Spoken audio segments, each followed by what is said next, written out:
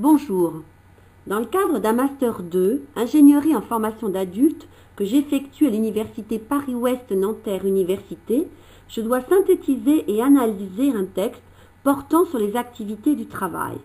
Ce travail m'a été demandé par Marc Nagel, responsable de l'unité d'enseignement ingénierie didactique. Il s'agit du texte suivant, impact de l'auto-analyse sur les opérateurs et leur travail. Ce texte coécrit par deux ergonomes a été présenté au 38e congrès de la CELF en 2003 et poursuit la réflexion sur l'analyse du travail. Il traite de l'analyse du travail utilisée comme outil pour la formation professionnelle. Il s'agit de se centrer sur la formation à l'analyse du travail de l'opérateur et de mettre en lumière les intérêts de l'auto-analyse pour et par l'opérateur dans le but d'améliorer ses compétences.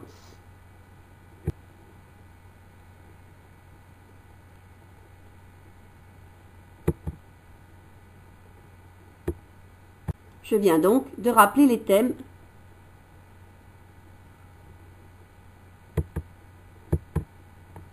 Les deux auteurs qui ont coécrit ce travail sont au GIRES de Caen. Bernadette Sistouchard est directeur en ergonomie et consultante. Elle a effectué des travaux, ses recherches portent sur l'ergonomie cognitive, tandis que Nicole Carlin, elle est ingénieure en ergonomie, elle est responsable des études ergonomiques et de métrologie, elle étudie les travaux en lien avec les risques professionnels.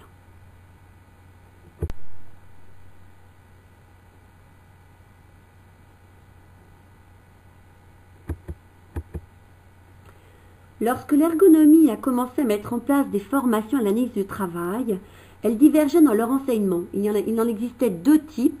La formation aux actions des opérateurs qui permettait de dégager les effets et les risques du travail sur la santé, et la seconde, la formation aux actions des opérateurs analysant les différents modes opératoires et leurs compétences, domaine des conditions d'apprentissage et de réalisation du travail. Il y avait alors une prise de conscience des opérateurs, de ce qu'ils font et la formalisation de leurs compétences, mais aussi le repérage des compétences à acquérir pour développer les capacités d'adaptation à nouvelles situations.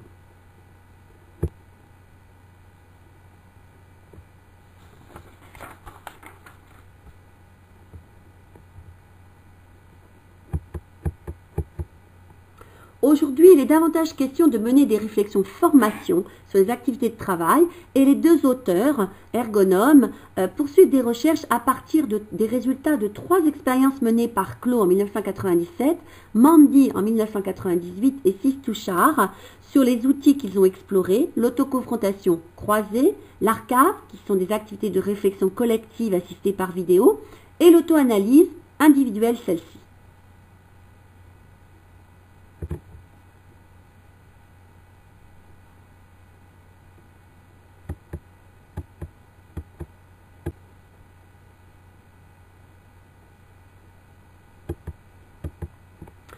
Les études démontrent qu'être formé à l'analyse du travail permet de susciter chez l'opérateur la réflexivité sur son travail réel et sur ses propres savoirs qu'il mobilise dans l'action. À ce moment-là, l'ergonome a vraiment une fonction de guide pour que l'opérateur s'approprie son travail en utilisant le dialogue et le questionnement, mais aussi le feedback de l'activité grâce à la vidéo.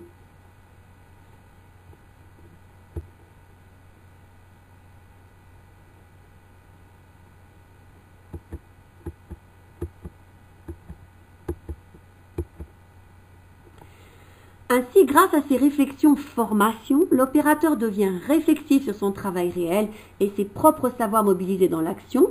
Il est ainsi capable donc d'expliciter sur le plan conceptuel, donc de mettre en mots ce qu'il fait et de diagnostiquer sur l'activité et ainsi que de se questionner. Il connaîtra mieux son travail.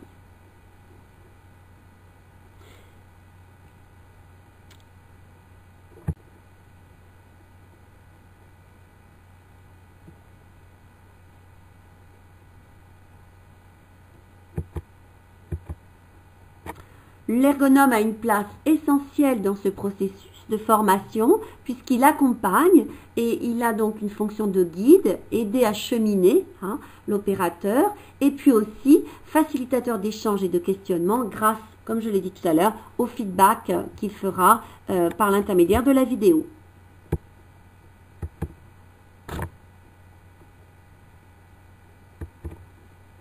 Les deux auteurs auteurs donc vont illustrer leurs propos par rapport à la formation à l'auto-analyse et vont répondre à la question suivante: comment l'auto-analyse s'effectue-t-elle? En effet, dans ce processus d'auto-analyse, deux étapes encadrées par l'ergonome vont se succéder.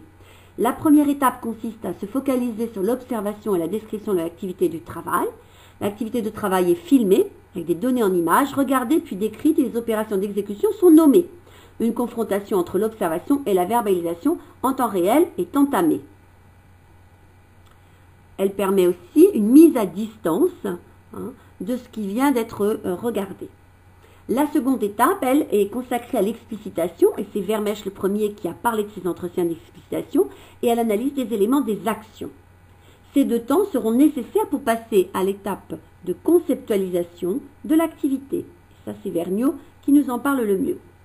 L'auto-analyse renforce chez l'opérateur l'acquisition de nouvelles compétences et l'activité devient objet de réflexion.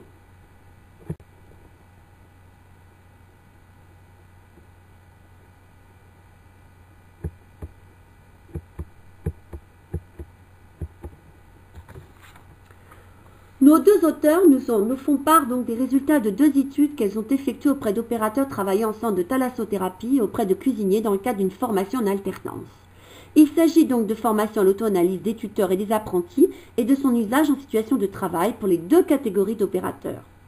Observer donc va permettre observer l'action, les aide à diagnostiquer sur leur situation de travail. Ils se regardent faire et comprennent comment ils le font, mais aussi à mettre à distance de l'immédiateté de l'implication. La mise en mots de l'action fait aussi appel au mode opératoire qu'ils ont mis en place pour agir, ainsi que le pourquoi, bien sûr, de leurs actions. Les opérateurs visualisent l'organisation de leur activité et les déterminants, ce qui les amène à se poser la question du pourquoi de certains modes opératoires.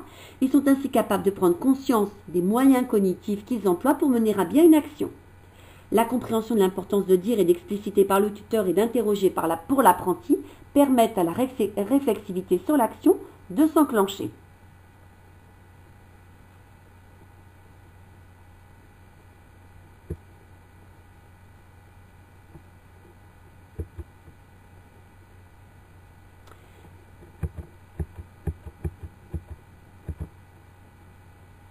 La compréhension de l'importance de dire et d'expliciter, comme nous l'avons vu, va permettre de déclencher la réflexivité, mais aussi les savoir-faire individuels deviennent communicables car explicites.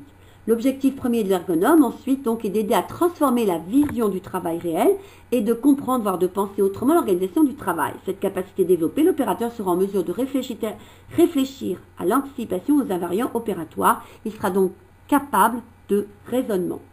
Un autre intérêt à l'auto-analyse a été observé par les deux auteurs. D'abord, l'enrichissement du contenu des interactions entre le tuteur et puis l'apprenti.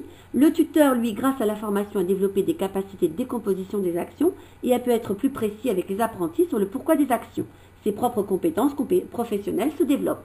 Il a également les moyens de faire s'interroger l'apprenti sur les actions. On insiste ainsi à une chaîne de questions-réponses de part et d'autre qui augmente la compétence à faire verbaliser l'autre. C'est ainsi que les deux auteurs démontrent que l'auto-analyse développe la compétence à verbaliser sur l'activité de travail.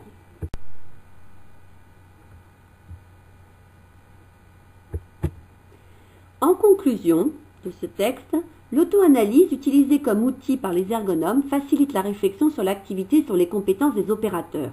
Ces derniers s'interrogent, explicitent et apprennent à s'observer. Ils connaissent mieux leur travail, ils deviennent acteurs ergonomes, on ne parle plus d'intuitif uniquement. Les opérateurs participent donc à la transformation de leurs conditions de travail en agissant sur leur situation de travail car ils sont capables de comprendre le problème et d'y remédier.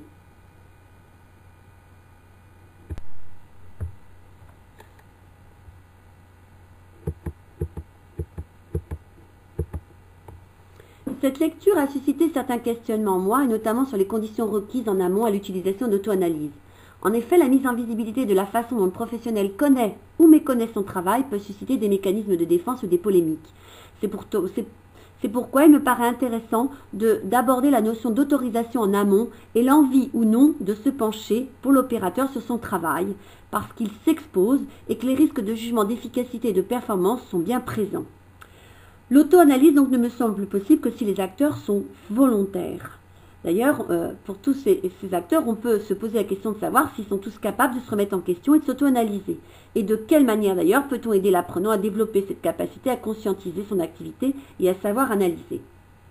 Ce qui n'est pas non plus évoqué dans cet article, c'est la prise en compte dans cette confrontation du sujet à des situations et des tâches de son inscription inévitable dans des rapports sociaux et dans un contexte organisationnel et culturel toujours en mouvement, ce qui bien sûr complexifie les choses. Il me paraît aussi une notion intéressante en termes de subjectivité et de réfléchir à comment on peut prendre cette subjectivité bien sûr en compte. Prendre conscience des dimensions émotionnelles, relationnelles et cognitives est difficile en plus à faire émerger. Mais alors, comment prendre en compte la singularité de chacun des acteurs intervenants dans le travail pour en faire une richesse pour l'ensemble des acteurs? Donc en tout cas, pour analyser ce travail, il m'apparaît nécessaire de poser les questions suivantes. Quelle vision ai-je du travail? Quel rapport ai-je avec les autres? De quoi suis-je conscient dans le travail que j'accomplis? Quelle représentation et quels préjugés ai-je? Le sujet travaillera ainsi sur lui par l'acquisition de nouvelles représentations de soi, du monde et de l'action. On peut d'ailleurs se demander si les modifications qui s'opèrent chez l'acteur induiront des changements durables et par quel phénomène. Il y a un autre concept à développer qui sera aussi la créativité singulière que chacun va pouvoir mettre en exergue dans l'activité et qu'il faudra savoir analyser. Mais alors comment faire émerger la subjectivité, la faire expliciter par l'acteur? On se situe bien dans le champ de la didactique professionnelle que l'on retrouve dans la psychologie du travail. En tant que formateur, j'ai donc à réfléchir sur les dispositifs à mettre en œuvre pour que l'apprenant, dans sa capacité à savoir analyser, sache en faire une ressource pour l'utiliser dans l'action et sur l'action.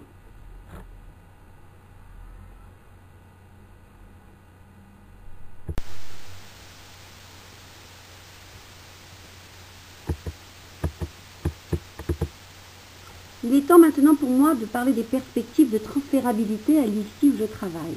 Grâce à ces notions et concepts, je peux repérer la difficulté des tuteurs sur les terrains de stage à évaluer les compétences et surtout accompagner l'apprenant dans l'auto-analyse, c'est-à-dire la conceptualisation, eux-mêmes n'ayant pas réfléchi ou n'ayant pas conscience de tout ce qui se passe dans leur activité. Le nouveau référentiel n'est en place que depuis 3 ans et les tuteurs de stage ont au moins 3 ans d'expérience en tant que professionnels. Ils ne sont donc pas formés à l'analyse par les situations. Je serai donc tentée de proposer d'élaborer, en collaboration avec la psychologue du travail, un dispositif de formation adressé aux tuteurs avec leur collaboration et bien sûr approprié à eux. Les tuteurs pourraient devenir plus performants dans l'encadrement de l'étudiant, voire même dans leur travail. Il me semble tout de même indispensable que je sois formé bien sûr au savoir analyser auparavant, une condition incontournable étant d'adopter une posture réflexive que je pense commencer à développer dans mes pratiques. Il va de soi que cette démarche doit s'effectuer avec des acteurs volontaires, mais c'est le cas en général dans la mise en place du tutorat. Plusieurs outils cités dans l'article sont susceptibles d'être utilisés dans ce projet. L'autoconfrontation croisée et collective me semble être appropriée, mais aussi l'auto-analyse individuelle. La formation peut être proposée sous forme de séminaire. Les tuteurs peuvent exprimer leur choix entre plusieurs stratégies et ainsi montrer leur capacité d'adaptation, bien plus requise que d'habileté de reproduction.